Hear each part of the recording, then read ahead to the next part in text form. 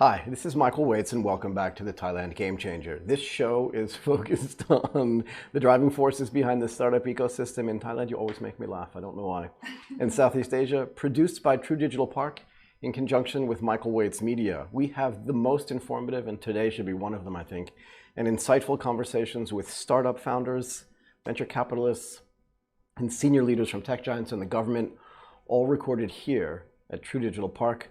Today, I'm joined by Chanikarn Wongviriyawong, the CEO at EATLAB and a promoted assistant professor in complex systems modeling at KMUTT. Mint, how are you doing today? I'm doing great. Thank you, Michael, for having me. I'm so happy you're here. Look, you and I have done this before in a different context, and it was in July of 2019. I can't believe it's that long. I can't believe it was that long either. But I just felt like I was in this... Like a few weeks ago. A few weeks ago. Well, congratulations on being promoted, by the way. A lot's happened, I think, to both of us in the interim, and thank you so much for coming back. Thank you. Why don't we refresh our listeners' memories on who you are and what you do, a bit of your background, and what you are passionate about. Right. So I started a company called EATLAB, and it's really focused on making AI an engine to drive towards happiness. And let me explain a little bit by what I mean by that. Go for it. It's like AI is an atomic bomb, an analogous to an atomic bomb. It feels like it. Yeah, so it could be used for good or bad. Right. It could be used for destructive purposes or constructive purposes. Right. And I think the way to avoid it being like driving people out of jobs is actually really using it to drive future business. So if you think about AI as an optimizer that helps you drive towards like the maximum efficiency, you tend to actually seclude people out of that picture. Right. But if you think of, everyone as a whole ecosystem, that if you make this person happier, then it's more likely that they're going to purchase. That's like another way of looking at it. So then we focus on building an AI engine that detects human happiness, and then we start from restaurateurs. So making AI as a tool for restaurateurs to help optimize their own inventory, to optimize their operations, as well as the menu offerings. So I like this idea that AI is like atomic energy. It can be used for good or for bad. And in a lot of cases, people do worry about artificial intelligence and machine learning putting people out of work. And one of the contentions that I have is that actually it'll just superpower people to be better. In the same way that, and you tell me where you think I'm wrong, but in the same way that electricity didn't like lower the population of the world, it increased it dramatically because it gave people more free time. Right. It created actually the concept of leisure. Before, there weren't as many tennis clubs or golf clubs because people didn't have time to do things. They were too busy scrubbing dishes. Right. So can you just go through this concept of how AI is actually going to work inside of a restaurant, and then maybe some other applications? I have my own ideas, but I'm curious. Yeah. Thank you so much. I mean, we share that same philosophy that changes doesn't always mean it's bad.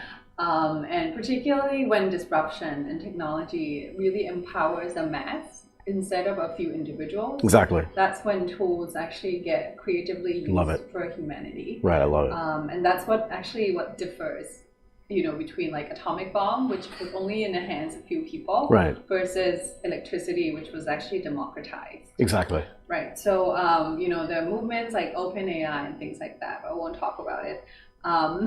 You can. Anyhow, so EATLAB, we build AI cameras that help digitize customer experiences. So for example, you sit there for too long, you wave your hand, and then the waiter and waitress won't come to you. Right. So those things will be detected. Things like, how long it takes for the first plate to arrive, how many people are actually dining. So those are some information that restaurants sometimes don't have an accurate measurement of. How could they know, right? Yeah. So we do it in a mass scale. So we install cameras and it automatically detects these information every minute. So what's getting written in the background? There must be some sort of fundamental infrastructure in the background that actually analyzes all of this data. Like I think, look at how far you and I are sitting apart. There's some optimal distance for people that you don't know to be sitting away from you. And you can kind of tell, I guess, if somebody's fidgeting a little bit, that the person they don't know is maybe too close to them. Are you detecting that type of stuff as well? So we're not there yet, but these whole experience, because we're capturing it in the videos, we can come back and then rerun the videos once the software is capable to do more and more. Got it. So, but initially we try to map it to standard operating procedures of restaurants, Okay. so they understand how to control quality of services across different branches. Got it. And what is it like when you go into a restaurant and say, we want to either install new cameras or use the cameras you already have installed, do some artificial intelligence detection, and then try to sell this as a concept to them with the idea that this is actually going to make you more efficient, more profitable, and make your customers happier, which is going to spin in that virtuous circle loop, right? What's the response you get? Yeah, so it depends on the types of restaurants. Definitely, restaurants are very fragmented business. For sure. But those who are interested in these types of technology, especially with the cameras doing detection, instead of like relying solely on managers, Right. it's actually a restaurant chain that's potentially like above 5 outlets. Okay. So one owners cannot foresee everything. Right. And they would have to rely on some more accurate measurements of what's happening in the restaurant. Right.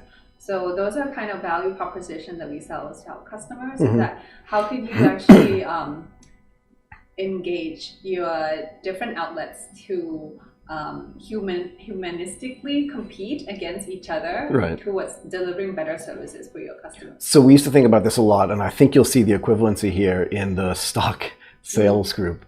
What we did was we built all this underlying infrastructure that allowed us to know when a particular client called us, what their stock holdings were, when the last time they traded. Right. And again, this is why I have this feeling that if you use technology for good, you can superpower a salesperson or a waitress or a waiter or a store manager by using AI in a way that's positive, right? You don't want to be dystopian and have everybody's face recognition and use it to follow them home. But if you walk into a restaurant where you go all the time and there's a new waiter or waitress, and they just say, would you like the same wine you had last time? It's so powerful. Yeah, a lot of actually, I know specifically some like people in hospitality that focuses on like remembering what your customers had ordered last time. Right. And that's something that's, kind of brings people back. So Mandarin Oriental is like particularly focused on that. So glad you said that. They remember their customers. And but the problem is like with human, there's a limited capacity to memorize Right. and actually recall those memories. So computers can actually help enhance that ability. I want to go through this with you for a second. Yeah. My first trip to Thailand in 1998 was over New Year's, and I stayed at the Mandarin Oriental. Okay. I did. And I stayed there for 15 years before I moved here.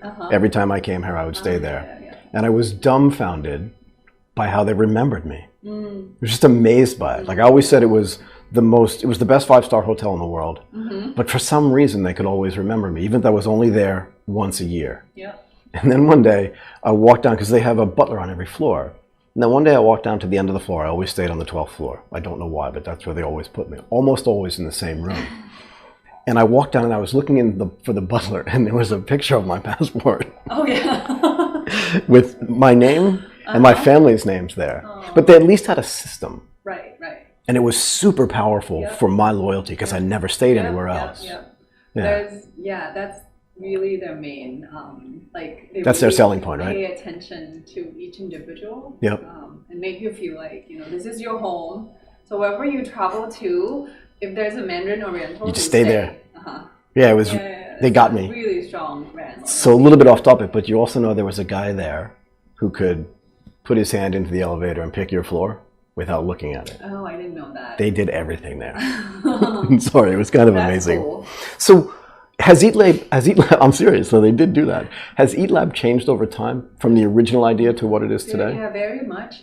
Tell me. And I think I learned, along the way. For sure. And a lot of the times, like business evolve as I'm expanding my capacity as a person. Right. But I'll speak from the business side. So originally, we were focused on building happiness detection tools for FMCG, like fast-moving consumer goods, like producer, like those who make ready to eat and ready to drink. Right.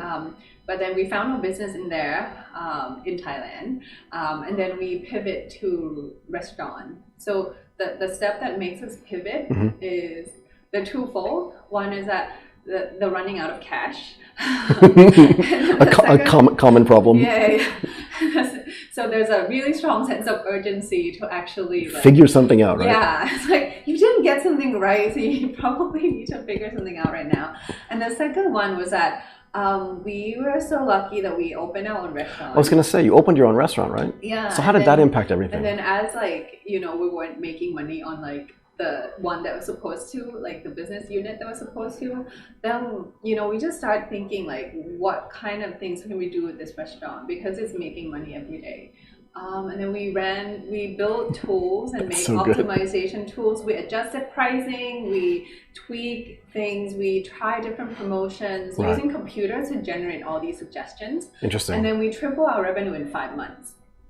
So something you were doing was working. Yes, and then our cash flow was 10x within that period. So we managed our inventory better. Right. We also bring in more money and more customers and higher frequency, increasing average check. So we thought like, you know, maybe this is something that other restaurants might want to find out. Makes a certain amount of sense, but right? I know that they won't be able to follow exact, because we constantly update. We have digital menu. And we could just run algorithms to populate pricing lists and adjust it on the fly. Wow. But not all the restaurants can have do that. Yeah. Maybe not a whole lot. Right. But you know, so then we think about like what types of solutions can we deliver to these standard restaurants. Right. And then we start with chain restaurants. And then kind of we gained like pretty significant traction. Within 5 months we reached profitability. Did you really? Yeah, so in February we almost like had to shut down the company in October. Then we launched our product. I got first 5 customers, and then it went to like 40, went to like 100, went to like 500, and then like 2,000. That's all this year? Yeah. That's all since October? Yeah. So we did that, and we grew to that extent. And then like COVID hit, and then turns out the majority of our clients had to close their outlets. So about 80% of them. So our revenue dropped down to 20% For sure. or what it was before. And then we kind of rebuilding up again. But the lesson learned in between that was that instead of actually building solutions for chain restaurants, now we're actually trying to crack the minimal product that would be cheap enough and scalable enough for all restaurants. So even for a single proprietor restaurant? Yeah. Well, not for a single proprietor, but one location. Standalone. Yeah. Right. Yeah. So we're currently running tests with some of our selected partners to try out these solutions. So initial results are good. Do they freak out when it works? Do you know what I mean? Because they can't do maybe the constant iterations that you're doing. You own the restaurant, you own the technology, you can do a lot of sort of subtle and nuanced tweaking. But when they start to see like average check size increase, or even their reputational scoring goes up, are they starting to freak out like, wow, this is really amazing? Yeah, they were happy, So one client actually had 20% increase in sales. That's a lot. Within one month. 1 month? Yeah. So they were like, okay, I'll keep using it. That was like return on investment in 1 month. Easily though, right? Yeah. But what do you think the impact is from COVID overall, in the sense that the restauranting is kind of never going to be the same? I mean, I remember having conversations with my friends in April, May, June, when things started opening up and just going, I'm not going out to dinner yet. Yeah. Maybe it was a little bit of fear mongering. I don't know what it was. But even now when I go into a restaurant, I look around at the people around me and just be like, maybe it's time to leave. Like, what do you think changes over time? I think the whole like dining out experience is more than just like filling your empty stomach. Right. So for sure. It's like a whole of new business are being created around like the constructing experiences. Right. And I think that is what it's being accelerated towards. In terms of like, you know, fulfilling our needs to not be hungry, I think there are tools like Grab, plenty of other ways, delivery, and all kinds of stuff. So really makes things kind of, instead of combine, it used to be the whole bundle of like food as in, you know, like an opportunity to socialize, right, an experience, and like fulfilling your hunger. Right. But now you can actually pick and choose depending on how much value you give to something. Yeah, I mean, I would say that most of the time that I went out to dinner wasn't necessarily just for the food. I liked to be in a social situation, even if I were alone. It just felt good to be surrounded by people. And now I feel like, I wonder what that's going to be like going forward. It doesn't end on December 31st, 2020, right? Yeah. But is there a way to use some of the tools that you've built to kind of accelerate that transformation and that experiential dining? Yeah, I mean, that I've never really thought too deep about it, but it's actually, we're riding on that trend as well. So what we're trying to do, first step, is really digitize the whole experience. But, without collecting those data, then understanding how you're curating experience would be difficult. So that will be our next step. Right. Yeah, so we built tools that help collect like numerically about your experiences. So I cannot get away from this data gathering and this data analysis, kind of like we talked about last time. But it's so interesting. The longer you do it, the more data you get, even if it's just visual data, right? And I want to talk a little bit more about how that works and gets analyzed. But do you feel like over time, you can take an experience in just a single venue restaurant and apply the things that you've learned there using the machine learning and the artificial intelligence, even a big chain restaurant where the experience might be different, but there are some commonalities? Yeah, you got me there. So the whole idea is that once we have data about certain things here and certain things there, they can somehow be deduced to some general knowledge, and then be transferred across different types of settings. That's really interesting. Do you feel like every conversation we have goes back to data? Sorry, go ahead. Right now, like we can test pretty extensively about locations, pricing, and then the product offerings. So to test the demand, depending on the area and how much you're charging for what product. So if you look at a product like Eatigo, which just has sort of fixed discounts over time, and I don't know if they're dynamic because I don't understand how their back end works. But I guess if you're using real artificial intelligence, also overlaying location data, you could literally change it on a customer basis. Yeah. Because like pricing is like it should be done dynamically. I was thinking to some extent, right? Like promotion can be done dynamically. Absolutely. We're not just trying to like increase the price as you're trying to order. No. But the promotion will changes over time. So that's something we use, to trigger like pricing on different timing, different locations, and really optimizing revenue. So banks are saying as well that they're using these artificially intelligence cameras to know who you are, so that when you come, your account information just pops up there. And I don't think anybody's opting into that. I don't know the answer to that though. But can restaurants do that too? Do you know what I mean? Where they understand who you are literally as you're walking in the door. I mean, they could know it if you have to make a reservation, but some restaurants don't have reservations. We're working with our partner, actually start on that project. Really? Yeah.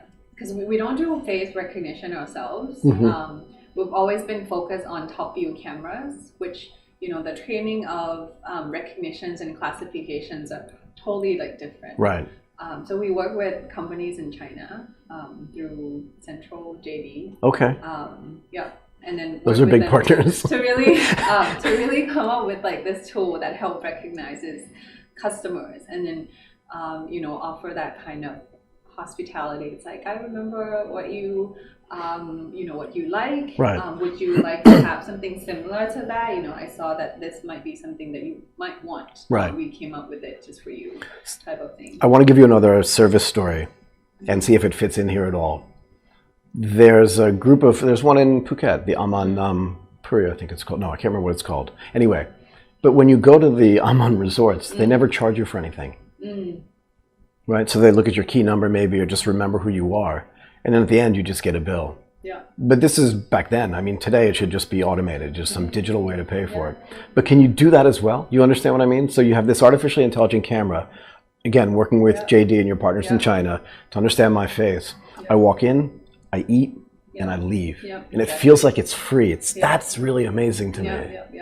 And maybe you can make some money through dining in certain spaces, because your data is coming back to improve restaurant businesses. Yeah. And that comes back as some of the, some coins for you. For sure. I mean, I think there's a way to... So I wanted to talk in more general terms about digital transformation in F&B, but I think we've touched on that. Are there other places you think, like in retail outlets where people shop for clothes? For just regular stores where people buy regular things, drugstores, 7-Eleven, where that optimization can also be done using these types of tools? Yeah, so there are quite a few, more than a few, in fact, startups that work on store optimization for retail. We're doing that, but on the side of like restaurants. Right. So yeah, there are several companies. They put cameras to digitize like like what are the touch points of customers, right. and like trying to imitate the whole like Amazon Go right. type of experience. Right. So that's definitely it's on the rise, and definitely retail is probably the first adopter for this type of AI machine learning right.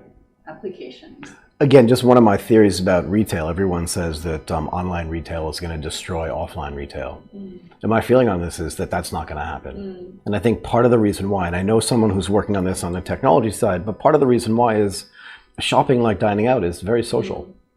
Come look at these new shoes that I want to buy.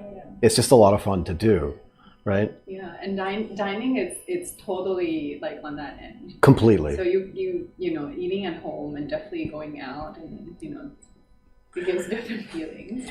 Okay. Go ahead. I want to touch a little bit apart from just the cameras. Like what we do is also we linked up with other data. That's how we get varieties of information, such as weather, traffic. We get electricity data. Consumption. Yeah. So we can figure out what are the population in each area and how the consumption, like land price and things like that. We combine those all together with POS data.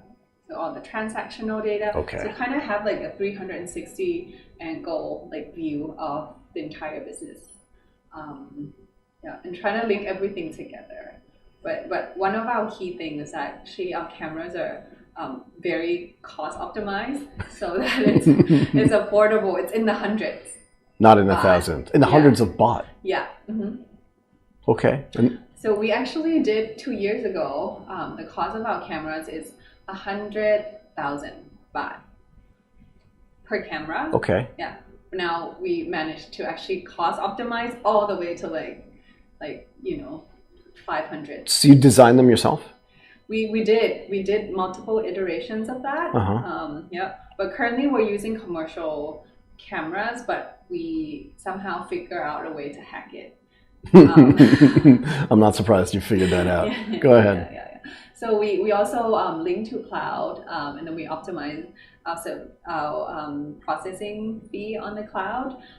We were able to use Xiaomi's camera. And we're trying to figure out like if we could use like Huawei, because Huawei has also like some processing, a stronger processing unit on the camera. Right. And then now we're trying something else that would focus on like more edge computing, and then the rest will go to cloud, just to really like dump down the cost more. I want to understand this at scale. So you're taking some visual data, you're taking POS data, you're taking weather data. So if it's raining outside, how can you optimize what's happening on the inside of the restaurant? How do you change your ordering if you know what the weather's meant to be like, right? Also understanding the population density around where the restaurant is, which helps you choose new locations maybe. If there are only 10 people there, it's different than if there are 10,000 people in 5 condos there, right? It's a better place to put an outlet, all that stuff. What were restaurants doing before? They use consultants at best. Right. Some people try to do it on their own, and some that are successful have like hundreds and thousands of outlets. Right. But most people are not successful. Yeah, I mean, look, if you're MK and you have outlets in every mall and on every street corner, you have a lot of data you can analyze. But if you just have 3, sorry, go ahead. They've really figured out like how to scale. So usually like scaling would meet some difficulty around like, okay, if you go from 1, you can go to 2, you can then go to 5. Right. And then the next step is 6 to 10. Right. Okay. And then from that, it's like 11 to 100. Okay. And then beyond that, it's a different beast. So figuring out each step, there are different challenges that they solve. So do you think you can actually help somebody go from 11 to 100? Yeah. Based on data they don't have, but data you have? Right, exactly. Does that make sense? One of our clients is MK too. We help them to also in a way to become more efficient. For sure. Again, they're not a technology company, but I do think that if you look at the 7-Eleven example, it's one of the classic examples of this. The Japanese copied it with Family Mart and with the other sort of chain stores like this, convenience stores. in the end, they end up being a logistics business. Yeah. Right? So it's just as important for MK to figure out, just as an example, how to get enough food to every location in a way that's as efficient as possible. Yeah. So they have to actually have their own internal logistics if they want to do it as efficient as possible. Yeah. So you probably can help with that as well. Yeah, so we're working on a project with them to inventory optimize. Wow. Yeah. Mm-hmm. Yeah. Yeah. I've been thinking about this for a while. So based on simulation data, our results surpass their historical performance. But we'll actually be implementing next month. Congratulations. Yeah. So are you getting back to a point now where because in Thailand in particular, the impact of COVID was really hard at the beginning, March, April, May, and June. I didn't leave my house, right? But after that, people started easing out. And now I feel like it's back to normal. Yeah, exactly. I mean, we're sitting, 6 feet or whatever it is from each other, but people are walking around here. I was out to dinner last night. I'll go out to dinner tonight, right? So are you coming back to normal? You mean like in the terms business. of EATLAB's business? Yes. Yeah, it's coming back. Yep. Awesome. So we're beginning to feel like we're getting there. Very close. 80%. Yeah. But how long have you been working on this business? Refresh my memory. I started the company in late 2017. Okay. And then pivot the business last year, the end of last year. Right. So, and then we're constantly rolling out products every week. Every week? For SMEs, for like standalone restaurants to use, and we're testing constantly with our customers. Do you have an idea, and I've heard this number before, but I can't remember what it is. Do you have an idea about how many restaurants there are in Thailand? That's a lot. Is it 100,000? No, more. More than that, though, right? 500,000. I want to give people a sense of just how big the market size is, right? It's around 500,000. Okay. If you include street food. So street food doesn't always mean like I get trolleys. I get it. Jefai, it's also street food. Right. Like that Michelin star. Yep. Restaurant can also be street food. So as long as I guess they're kind of like not registered business unit. There's a whole lot of those. There's like 300,000 or so. Wow. Yeah. Okay. And it ends up taking about 50% of market share in terms of revenue. Okay. Street food. Right. Yeah. Can that be optimized as well? Yeah. So we're targeting that group right now. That's going to blow their mind. I mean, some of these street food businesses, as you said, it's not just stalls. Some of them are very, very successful. Yeah. Some of them have different outlets. Sure. Like with suki. Right. Something like that. But they can also be optimized. Yeah, very much. Right. Because when grandma started it, she wasn't optimizing. But now that the kids are running it, they're like, we could probably optimize this, right? They want some time to relax too. They can't just be like, they make so much money now. Right. That for them to actually having to go to each outlet and to check operations so hard. all the time. Right. They don't want to do it. No, there should be some technological connectivity between all of those outlets, right? Yeah. Just like McDonald's has. Yeah. Right. That's what we're working with them on. Can we talk in more general terms about the startup ecosystem? Yeah. And maybe you've been at this now for 3 years. What have been some of the biggest challenges besides obviously the funding and the COVID stuff that you've seen as you've been trying to build and run this startup? I'm always like too positive. Shocking. I think the ecosystem is what we create.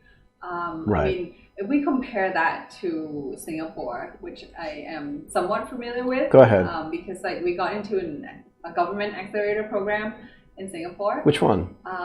Singapore Tourism Board. Got it. Okay. Accelerator. Okay. And we know how much support the government gives. It's amazing. To startups, to spin-offs, to universities, and it's like capital injection to everything that are linked together. Right. So it's not just like to a certain organization. Nope. But it's all planned that once you have, they probably planned it since 10-20 years 10 years ago. That data science is going to be so popular right. that there's not going to be enough manpower to accommodate the demand. Right. So they started these different series of programs in different universities right. that brings professors from abroad to teach, and then now they're running on their own to produce data scientists, right. good quality ones. Right. Whereas Thailand, we're just kind of catching up yep. with what we know it's happening at the moment. Right.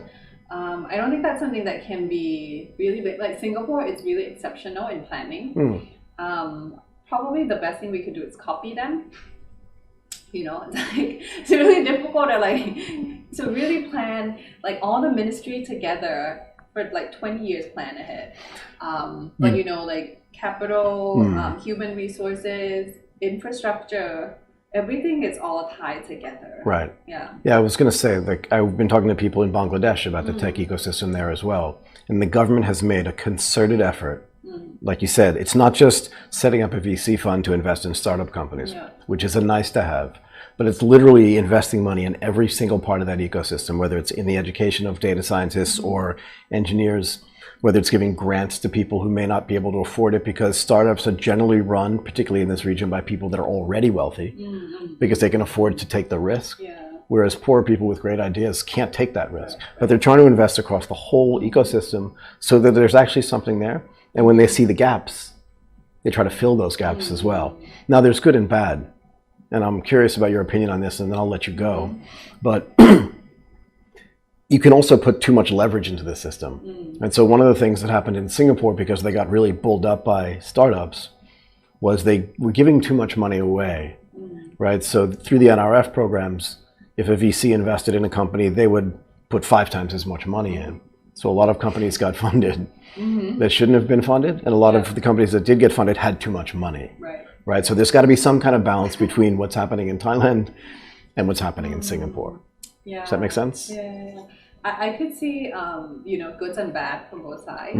So in Singapore, because it's so small as a country, and if you don't travel outside of that little island bubble, you don't. I don't know if the problem statement that you have is really a valid one. It's not. So that's probably the root cause of like funding into like, you know, the startups that are not really solving your problems. Right. But in Thailand, we have a lot of problems. There are people who actually understand those problems because they live it. Absolutely. So I think it's just coming off, you know, like coming together of the two to really find like place where you could potentially migrate some of the infrastructure from Singapore over in some sort of like, you know, equity exchange and whatnot. Right. But, you know, that's really the plan. Yeah. We can't do everything all ourselves, and we should not. No. And again, all that stuff takes time and it takes planning. Right? It's not going to happen overnight. And in Singapore, again, I say this all the time, everything's an overnight success 10 years later. Right? And I think it could take about 10 years to catch up. But as long as there's a systematic effort to make things better, that is what I think is going to change the game here. And honestly, I don't think it's like me against other this country against another. No way. But it's really like, how can we find a way to work together in ways that are beneficial for both and all. Right. So I think in that sense we could learn from or steal something from or benefit from by mutually working with those who are good at certain things. I think this is, and again, I'll leave you with this before we thank our viewers, but I think this is one of the things that makes you so compelling, and this gets back to the way you introduced this whole topic of artificial intelligence. It can either be used for good or for destruction. And I think that your view on the world is like, how can we get things to be done for good as opposed to just for pure competition? There's something in your mind that just thinks about that all the time, don't you think? Yeah. Okay. I live from there. Like, you know, I feed myself from telling myself that I'm doing something meaningful. You are. Anyway, I really want to thank you again for coming in and doing this. And just a note to our users and our listeners, I just want to thank all of our listeners for the continuing support in 2020. It was a hard year for all of us. This is going to be our last show of the year. And this will publish on December 17th. And we'll come back again with more guests and more content starting on January 7th, 2021. Thank you again so much for doing this. Thank you so much, Michael. Thank you, audience, listener.